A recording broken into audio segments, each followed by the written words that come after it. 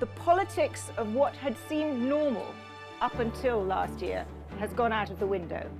Many of us have been questioning whether the very foundations of the liberal international world order are somehow under threat.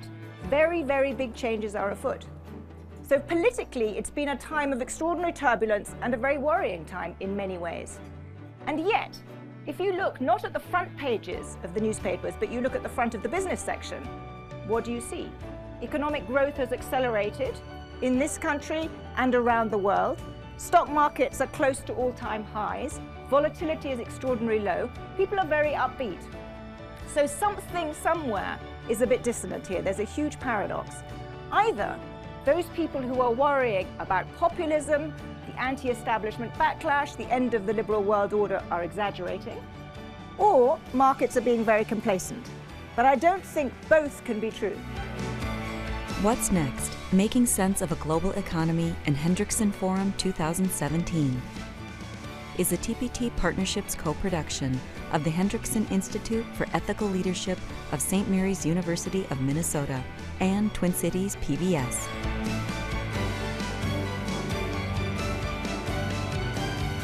Thank you to everyone here for making this program possible. It seems an understatement to remark that we are living in turbulent times.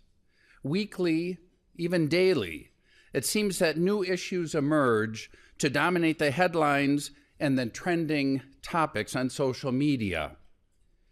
Terrorist attacks, festering conflict and sectarian violence, impending famine, and continued global migration, shifting alliances and trade compacts, and upheavals in the political status quo, both overseas and closer to home. Here in the United States and around the world, a particular focus of concern is the continued recovery and future direction of our economy amid the gusty winds of global political change. We are delighted to be joined today by someone who is ideally positioned to speak to how the economy and policies will continue to co-evolve and why energy and big data will be significant players. She will address the interplay of many factors, including democracy, demography, technology, energy, and government policies as the ultimate drivers of economic change, and the essential role of ethical leadership in moving us forward. And we promise to get you out by 5 p.m. As the Economist editor-in-chief and former Washington editor, economics editor, and business affairs editor, Zanny Minton Beddoes has unmatched insights and global economic perspective. She joined The Economist in 1994 as an emerging markets correspondent before becoming business editor and then editor-in-chief. Previously, she had spent 2 years as an economist at the International Monetary Fund, and prior to that was an advisor to the Minister of Finance in Poland.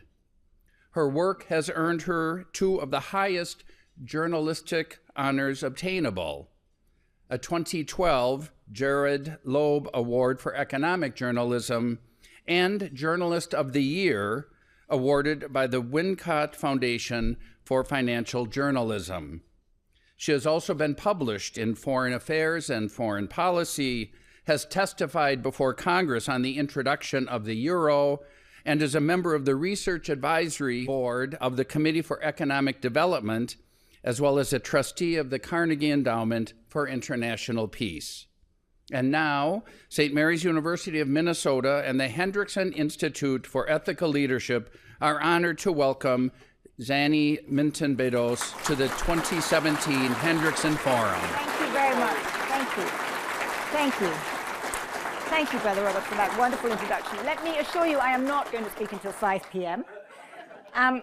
Somebody once very wisely said to me, and this is something that's all important for you all to remember, If you speak to a journalist or listen to a journalist for about half an hour or less, you think they know a lot about a lot of things. If you listen to them for more than that, you'll realize that they know very little about anything. So I am sticking very clearly to half an hour. More seriously, I'm delighted to be here at the Hendrickson Forum. I really can't think of a time where ethical leadership is more needed across the globe right now. As you say, Brother Robert, we live in turbulent times. We live in pretty extraordinary times. And just to give you a sense of how extraordinary just the past year has been, I wanted to start with a bit of a thought experiment. Imagine you had invited me last year, and I had stood on the stage here, and I'd done a little crystal ball gazing, and I had said to you that within a year, Donald Trump would be president of the United States, Britain would have voted to leave the European Union, the leader of free trade around the globe was now Xi Jinping, who would go to Davos, the World Economic Forum, and assert that China was going to stand up for free trade. Russia and Vladimir Putin would be striding tall in Syria. Turkey, a NATO ally, would have locked up or imprisoned 50,000 people, sacked 100,000 people, and introduced a one-man rule. And that the two finalists in the French presidential election would be a man who has no political party and Marine Le Pen, the leader of the far-right movement. Now, I submit you would have clapped politely because you are very polite people, but you would have thought I was completely crazy. And it is amazing what has happened in the past year. All of those things have happened. It's been a time when I think the politics of what had seemed normal up until last year has gone out of the window. Many of us have been questioning whether the very foundations of the liberal international world order are somehow under threat. Very, very big changes are afoot. So politically, it's been a time of extraordinary turbulence and a very worrying time in many ways. And yet, if you look not at the front pages of the newspapers, but you look at the front of the business section, what do you see? Economic growth has accelerated in this country and around the world. Stock markets are close to all-time highs. Volatility is extraordinarily low. People are very upbeat. So something somewhere is a bit dissonant here. There's a huge paradox. Either those people who are worrying about populism, the anti-establishment backlash, the end of the liberal world order are exaggerating, or markets are being very complacent. But I don't think both can be true. And what I wanted to do in the next few minutes is kind of explore really what's going on. And to give you a preview, because that's probably the best way of doing it, my sense is that in the short term, things are going to change less dramatically than many of us feared. That actually, in many ways, some quite good things are happening, but the populist backlash in the short term is going to be less dangerous than we worried. But there is a huge opportunity cost to this backlash, and that if we do not collectively have the leadership to deal with the very real challenges that our economies face, we are down the road going to see a very, very much more dangerous world. And let me kind of lay that out. The best way to start is, I think, to say that tomorrow's historians, when they look back at this period in the early 21st century, they're going to say that the world economy went through at least 4 big shocks. And the first of those, and the most dramatic, is that we are in the midst of a period of extraordinary technological change. It's now fashionable to call it the 4th industrial revolution. I'm never quite sure whether it's the 3rd or the 4th, but it is a period of technological change that is as big as, and probably will be bigger than, the industrial revolution of the late 19th century. It began really in the early 1980s with computers, then the internet. Now it has morphed into big data, artificial intelligence, the rise of robots. You know the broad canvas I'm speaking of. And starting in the 1980s, and remember it was fashionable at that point for academics to say, we can see the computer revolution everywhere except in the productivity figures. You couldn't see it in the figures, but life was changing. And it had a very big effect. It had a very big effect in terms of wage distribution, because people who gained from this technological revolution were people with the skills to be complementary to computers. So it squeezed the wages of people lower down the income scale, which of course was the beginnings of the widening of inequality we see. And it also shifted, and this starts getting technical, but it shifted returns from labor to capital. We've had an era where profits, corporate profits, have risen almost inexorably, but labor as a group has been squeezed. And that's been the result, I think, of this technological innovation, which is accelerating. We're just at the beginning of this, or perhaps at the end of the beginning, as Churchill might say, but we're certainly nowhere near the end. The second big revolution that we've had, and that really started after 2000, was the integration of China into the world economy. China, the world's most populous country, in effect had been outside the world economy. It started its market reforms in the late 1970s, but really only when it joined the World Trade Organization and started to become a huge global exporter did it dramatically become part of the capitalist system that we all live in. And China's share of global exports went, I think, from something like 4% in the year 2000 to 14%. A very large, dramatic integration, which had huge benefits. The scale of poverty reduction we've seen globally in the past 2 decades has been dramatic. It meant that we all have, access to much cheaper consumer goods, enormous benefits. But that, too, squeezed less skilled workers in the advanced world. Technology was probably more important than globalization, but the two are very connected, and economists argue a lot about which mattered more, but the two together reinforced each other. We then had a third, I don't think you can really call this a revolution, but a third shock, which is the demographic shock. We are seeing the aging of the population. We're seeing the baby boom generation now on the cusp of retirement. And that means that the scale of people entering the workforce in the United States has slowed. And so economic growth rates have slowed. And as we have an older population, so we don't need to invest as much. We have slower growth and less need for investment. And at the same time, and I think this is less focused on, the aging process has itself also reinforced the inequality. The reason being that the more educated that you are, the higher skilled, the longer you're going to work.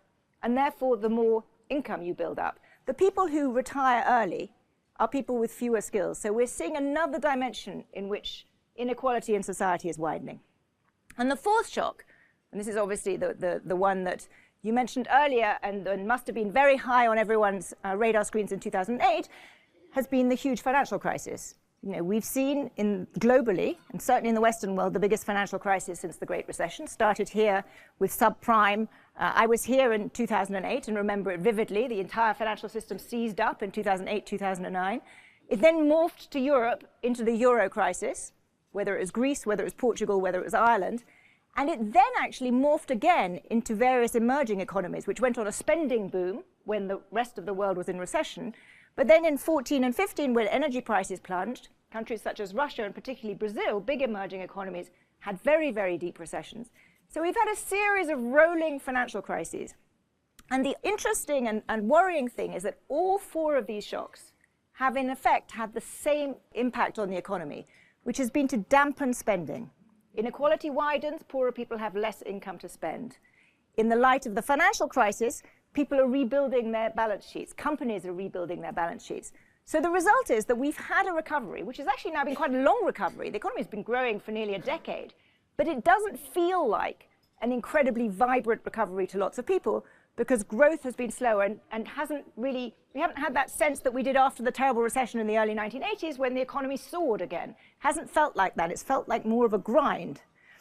It's also been made worse a bit by government policy. And we'll get to the US government policy a little bit later, but broadly, the Western world as a whole shifted to tightening fiscal policy very soon after the financial crisis. We decided we had to worry about deficits, we needed to get them down. And actually, classic Keynesian analysis, which I know Keynes is controversial in many quarters, but in this case, Keynes is right, that when the private sector doesn't want to spend, and the government wants to cut its deficit too, you have very weak recoveries. And so we had that across the Western world, frankly, particularly in Europe. And the other thing that happened, and this was, I think, very telling in this country, because there wasn't any demand, so companies didn't invest, we've seen a lot of consolidation in American business. We've seen a lot of share buybacks. We've seen an awful lot of business consolidating. So the traditional view of the US as a hotbed of amazing competition actually is increasingly less true. The size of the biggest companies, the dominance of the biggest companies is growing, and the rate of new startups, notwithstanding all the headlines about Silicon Valley, has actually slowed. So the economy has become less dynamic. And all of these things together, I think, led people to talk about, were we in secular stagnation? Was this a permanent state of affairs? It also meant that we relied a lot on the Fed and central banks to keep the economy going. And that also had a slightly perverse consequences, which was that asset prices soared, again reinforcing the inequality, because the people who have assets tend to be wealthier people. And so the result of all that is that we've had a long recovery, but one that hasn't, for a lot of people, felt all that great. And so what's happened now, as we get to 2017, well, actually, the shadows of the financial crisis are beginning to lift. That's why we've seen growth accelerate around the world. And I think this time it really is for real. Trade is growing again around the world. The world economy is, for the first time, and we did a cover on this on The Economist about 6 weeks ago, for the first time since 2010, the world economy, each of the main elements of it, is accelerating at the same time. So the economy is actually looking better. But what we have now, we still have this technological revolution, which is accelerating, and we have a very big political backlash. We have the growing frustration of lots of people on this side of the Atlantic and in Europe translating into gains for people who believe that we need a fundamentally new approach, whether it is the America First approach that the President Trump espouses, whether it is Marine Le Pen's kind of authoritarian, quasi-authoritarianism, whether it is the vote for Brexit. There is a sense that we need to change things, and people want to have something completely different. And so the question now is, and it's a bit of an irony, just as the economy is getting better, so we have this political backlash. And the big question is, what will happen going forward? And I think on a short-term horizon, it really depends on what happens in three places. What happens here in the United States, what happens in China, and what happens in Europe. And so this short-term horizon is the next, let's say, 2 years. Here in the United States, it really depends on what happens in Washington. What does President Trump turn out to do? And I find the best way to make sense of what I think President Trump wants to do is a phrase that is not mine, I wish it was, but I heard, and it encapsulates it very well. There are two Donald Trumps, if you will. There is Dark Donald and Trump Light. And Dark Donald is the man on the campaign trail, the man who is the mercantilist, America First, who wants to build a wall, who's suspicious of immigrants. You know that Donald Trump. Trump Light is really a latter-day Reagan, who wants to cut taxes, who wants to cut regulation, who wants to make life easier for businesses, who wants to have an infrastructure program, who basically wants to boost the economy. And there are elements of truth to both of them. Donald Trump appears to say many different things, either at the same time or very swiftly, one after the other. And I think what we need to work out is which one will be more predominant. Is this administration going to be the administration of President Dark Donald or of President Trump Light? And a lot hangs on that. The US is the biggest economy in the world. The US has underwritten the liberal order since 1945. So we are all outside the United States at least as focused on it as you are here inside. So here's my sort of brief run through. The way I think you gauge it is what do his advisors want? What does he want? And what is he going to be able to do? And if you look at his advisors, I think it seems clear that the Trump Light camp of advisors are in the ascendant right now. And the Dark Donald group, and you know who I mean, seem to be less ascendant. That could change, but that seems to be the view right now. Mr. Trump himself, it is hard to be sure, but I think that broadly, he is a Trump Light kind of person with one big exception, which is that he really is, I think, a mercantilist. He really doesn't believe in free trade. He really thinks that America has been let down by underpinning the global trading system for the last 70 years, and he does fundamentally want to change things there. So what happens when you look at through various policy angles? What are we likely to get? I think on foreign policy, which is obviously of enormous importance for those of us in the rest of the world, the last couple of months we've become gradually less worried. I think the inaugural address, to be blunt, was terrifying for many people in the rest of the world. But since then, there is a very serious foreign policy team in place. And actually, Mr. Trump himself has rowed back very clearly. He now no longer thinks NATO is obsolete. He thinks NATO serves some use. And that serious foreign policy team makes me relatively relieved that we are going to have what is not going to be America turning its back on the rest of the world completely, but it is going to be much more business as usual. Trade policy, I think, is trickier. As you will have seen this morning, there was an announcement that there would be tariffs on Canadian lumber. I think this is, again, this is not totally unprecedented. Ronald Reagan did these kind of things too.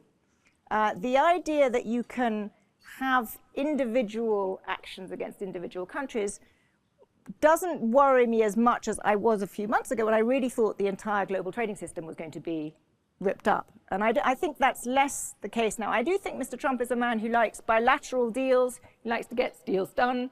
And so I suspect NAFTA will be revised and renegotiated, but it will probably be relatively cosmetic changes, and that there will be some bilateral trade deal with China. But I'm less worried, and I'm touching lots of wood here, I'm less worried about a large-scale, serious trade war than I was a couple of months ago. Now, what about on the domestic side?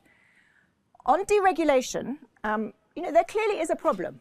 And every single CEO I have talked to has said to me, there was an increase in regulation. There has been an increase in regulation that is hobbling our businesses.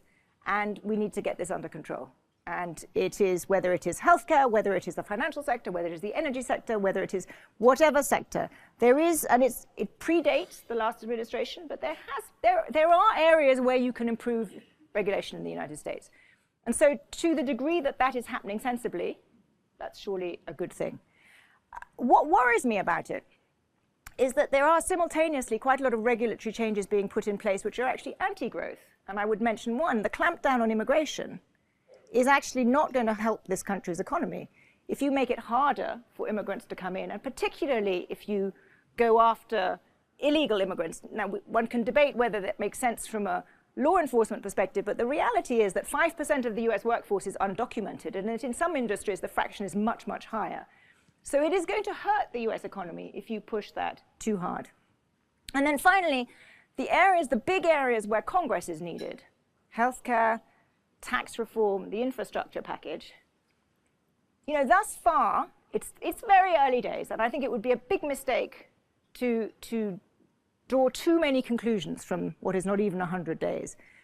But I think it is becoming cognizant for those people in the administration that getting legislation through Congress is harder than you might think until you get there. And so I am increasingly of the view that there is unlikely to be a very dramatic tax reform, a very large infrastructure package. And so relative to expectations that are baked into those valuations that we see right now and the upbeat nature that we've seen Wall Street being, I wonder whether people aren't expecting more change than we're likely to get. So on the good side, we're not going to get as much bad change as one might have feared, but I suspect we're not going to get as much of what many people think is the positive change either. So that's the US, less dramatic than I might have said had we spoken a couple of months ago. What about China? China one can deal with very quickly because in the short term, China is going to be incredibly stable in the next few months. Chinese have their 5th annual or 5 annual quinquennial party congress in October of this year. Nothing matters more to President Xi Jinping than to have economic stability leading up to that and after that. That's the point at which he's going to cement his power more absolutely than he already has it. And so if there is any flutter in the Chinese economy, the Chinese government will ensure that it is propped up. They've already imposed capital controls, put in some fiscal stimulus to keep the economy going. We're going to get more of that. What worries me in China is the medium term, because I think China has not really progressed in its shift from an investment-led to a consumption-led economy as much as it needs to have done. China has also seen under Xi Jinping quite a serious authoritarian clampdown. I don't know how many of you go to China, but it is very telling that the Great Firewall is a much tougher firewall to permeate, and people are much more concerned about saying things in private or in public than they used to be. So every time I go there now, I feel that sense much, much more. So the medium-term China worries me, but in the short term, it's going to be stable. Then what about Europe? That's the perhaps most uncertain part of the world right now. Well, it's a year of elections. We've never had so many in Europe. We have the French election, we've now got a British election, we've got a German election. The entire complexion of Europe could look quite different in 6 months' time. The great relief last weekend was that Emmanuel Macron, the man who didn't have a party a year ago, but is an open internationalist, came in first place in the French first round. Marine Le Pen, however, did pretty well. I would be stunned if she became president. I think all of the opinion polls, which have actually been quite good thus far in France, suggest that Macron is going to beat her convincingly. And that's a very important a milestone if Macron wins for the open internationalist world that I certainly believe in, and I suspect many of you believe in, because although he doesn't have much experience, he stands for something and he has campaigned on something that so many people have been pushing against. So France, I think, is going to be a shot of adrenaline into the Europeans and into kind of European self-confidence that maybe, if not peak populism, we've actually at least seen a sort of a big step forward for the liberal internationalists. But it's not the only election. We then have the German election in September, where a few months ago it looked as though Angela Merkel might be in some trouble. Now it looks like she's going to win it. So I think it's probably quite likely that we see Angela Merkel in Germany, Emmanuel Macron in France. The question then becomes, can these two deal with the very real problems Europe has? And one of them is Brexit, and I'll come to that in a minute, but there are others. The European Union turns 60 this year, and I say this with some trepidation, but I think it's suffering a bit of a sort of midlife crisis, as many people at 60 do. And, you know, people are slightly losing faith in the project. They're not getting the things that need to get done. So the euro still has, we have a single currency, but we don't have all of the economic architecture we need to underpin it. We haven't really worked out how to deal with the refugee crisis, the migrants that have come in. Italy is an enormous time bomb still. Italy has a huge amount of, its banking problem is quiescent but huge. And so Europe has an enormously long to-do list. And so even if you have kind of the right kind of leadership, it's not clear yet that they'll get it done. And then, of course, you have Brexit. And I think Theresa May is almost certainly going to win a larger majority in the election in June. That's why she's called it, to make a larger majority. The Brits, and those of you who come to London, and I say this with some sadness, I think Britain is whistling in the wind in terms of thinking through what it's going to get out of the negotiations with the Europeans, because the remaining members of the European Union, if there's one thing they all agree on, that is that they're not going to give the Brits a terribly good deal. And what the UK, I mean, and those of you who've read The Economist know that we lamented the decision. I think it is a decision against openness. I think it is a mistake for Britain to move away from the world's biggest single market.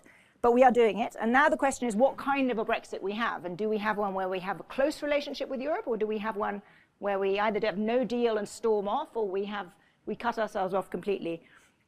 And I think the real question that Britain will have to ask itself, and that Theresa May as the Prime Minister, who will have incredible power if she has a bigger majority, has to ask itself is what kind of a country does Britain want to be?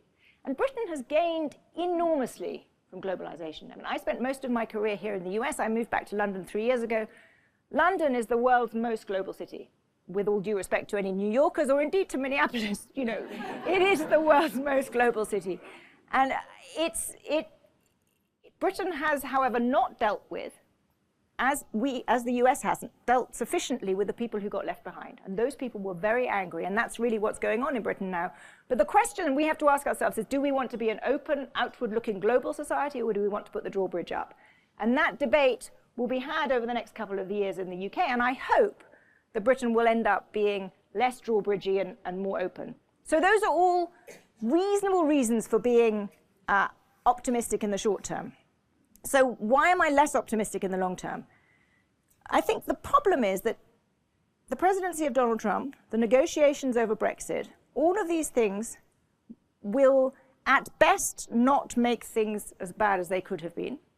But we are going to have an opportunity cost because we are not dealing with, I think, as a society, with the very big challenges that we face to come to terms with the impact of the technological revolution I talked about. And let me just put it in some perspective to give you the sense. If we are, as I believe we are, in a revolution that is of similar magnitude to the Industrial Revolution of the late 19th century, consider what happened in terms of economic policy in the last decades of the 19th century and the early decades of the 20th century. That was when we had the trust busting under Teddy Roosevelt. It was when the income tax was introduced. It was when basic minimal employment regulations were introduced. It's when universal secondary education was introduced, because at the local level in the United States, people realized that you had to equip people who were moving from the land into the factories with the skills to work in that kind of a modern economy. That was a fundamental shift in the nature of US society, and the US, frankly, led the way for the rest of the world in this. Fast forward to today, we have in many ways a similar scale of revolution going on. Are we seeing a similar kind of rethinking of the role of government, reshaping of society, the role of education? I don't think we are. I think we're tinkering. You know, a little bit of trade adjustment assistance just ain't going to cut it. We need a much bigger rethink from our tax system to our education system. And let me just give you four to end with, four areas where I think we need to be much bolder than we're being. One is, I think we need to have a real conversation about what competition means in the 21st century economy. At what point do large social media companies, large digital giants become monopolists or oligopolists? How do we foster competition? How do we deal with the fact that it seems to be fewer startups? What do we do to boost that? Secondly, I think we need to rethink a taxation system. If we're going to a world with greater automation, with greater reliance on robots, where less skilled people have less and less ability to command a market wage, we need to rethink how we tax labor, how we tax capital. And perhaps most importantly, before this audience, do we need to think even more boldly than we are about our education system?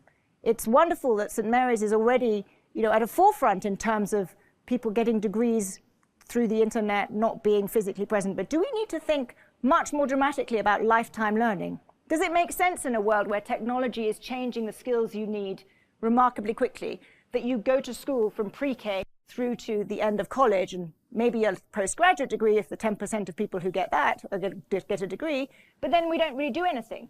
Shouldn't we be rethinking to have a world where actually you go back and you reskill and you retrain throughout your life? Shouldn't we be thinking much more boldly about not just school, university, but lifetime learning? These are the this is a scale of things that I think as a society we need to start discussing if we're going to keep up with the changes that the technological revolution is pushing.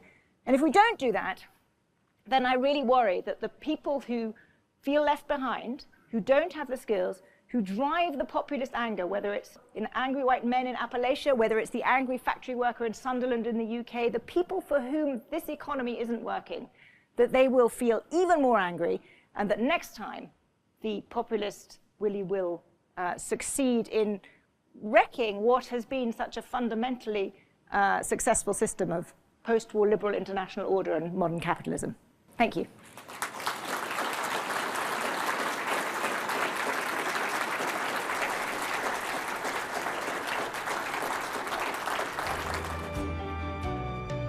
What's Next? Making Sense of a Global Economy and Hendrickson Forum 2017 is a TPT Partnerships co-production of the Hendrickson Institute for Ethical Leadership of St. Mary's University of Minnesota and Twin Cities PBS.